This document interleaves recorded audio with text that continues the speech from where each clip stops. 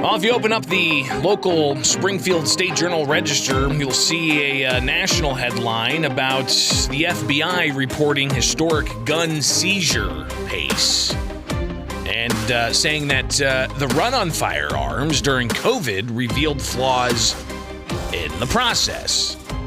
This, as we didn't cover this when it dropped, but the Illinois State Police and gun enforcement grants going out with 1,000 different compliance checks, conducting 1,000 firearms enforcement checks against individuals about compliance with the firearm owner identification card. 472 individuals placed into compliance. And then about a week later, they announced that they have even more grants going out from Illinois State Police about FOID compliance checks. So you obviously have those out there who are concerned that strict gun laws could end up taking somebody's rights away, but you've got others who are saying that we need to get guns out of the hands of bad people.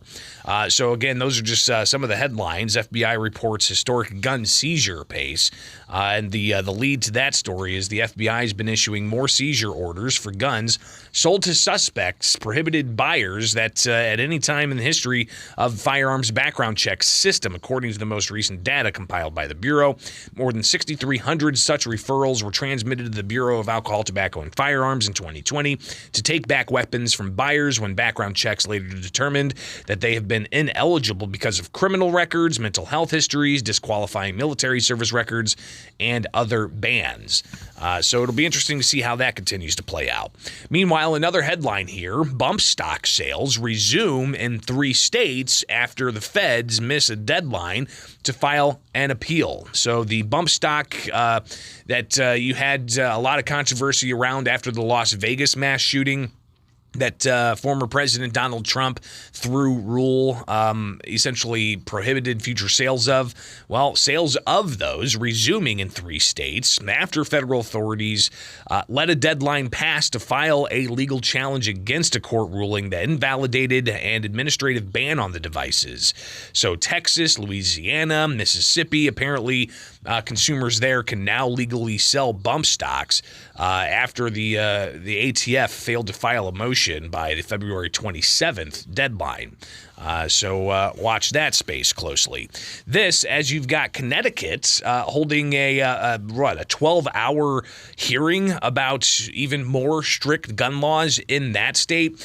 Connecticut's General Assembly's Joint Committee on Judiciary held a public hearing yesterday that lasted for about 12 hours.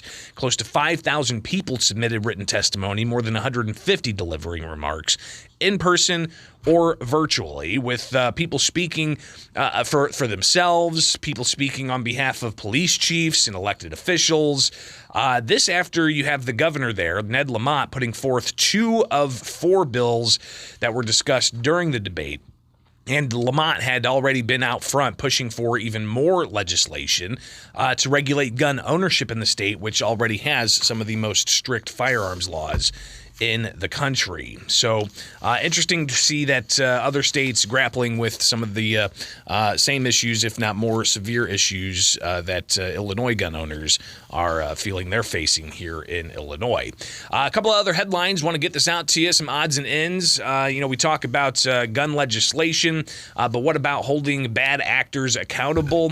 Father of the Tennessee Waffle House shooter, he gets 18 months. This is from the Associated Press. An Illinois man's been sentenced to 18 months in prison after being convicted of illegally giving his son a rifle that he used in the 2018 shooting that killed 4 people at a Waffle House in Tennessee, if you remember that particular story. So Jeffrey Reinking, judge last May, convicting them of illegally delivering a firearm to a person who had been treated for mental illness.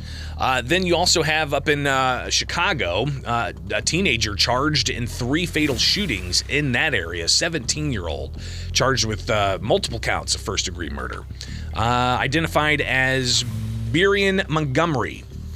So, as you see more efforts to curb gun possession, you also see law enforcement going after those who conduct poor behavior, violent behavior, deadly behavior with firearms.